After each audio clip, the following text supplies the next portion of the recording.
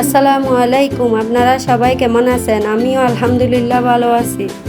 আজকে আমি নিয়ে আসছি আরেকটি নতুন রেসিপি, গরমে তৃপ্তিকর বানানা মিল্কশেক। চলুন রেসিপিটি শুরু করা যাক। এখানে এভাবে 6টা কলা কেটে নিয়েছি। এখন কিছু ড্রাই ফ্রুটস নিয়ে নিব। কিশমিশ, কাঠবাদাম, কাজু বাদাম, পেস্তা বাদাম নিয়ে নিয়েছি। তরল দুধ 1.5 লিটার আগে থেকে জাল দিয়ে ঠান্ডা করে নিলাম। সবগুলো একটি মিক্সারে নিয়ে নিলাম।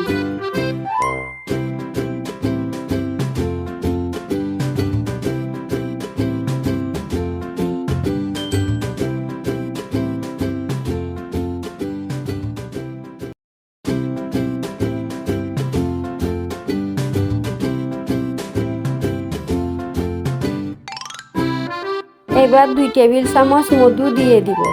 আপনারা চাইলে চিনিও দিতে পারবেন। দেওয়ার পর সবগুলো একসাথে ভালো করে ব্লেন্ড করে নিব।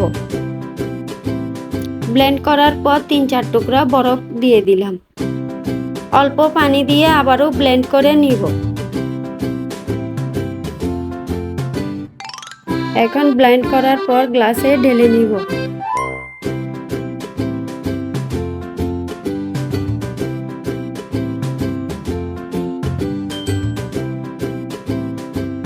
উপরে সামান্য জাফরান দিয়ে সাজিয়ে নিয়েছি। আপনারা আপনাদের পছন্দ মতো পরিবেশন করতে পারেন। ব্যানানা মিল্কশেক অত্যন্ত পুষ্টিকর। আপনারা চাইলে বাসায় ট্রাই করতে পারেন। আমার রেসিপিটি ভালো লেগে থাকলে বেশি বেশি লাইক, কমেন্ট, শেয়ার করবেন এবং সাবস্ক্রাইব করে পাশে থাকবেন। আল্লাহ হাফেজ।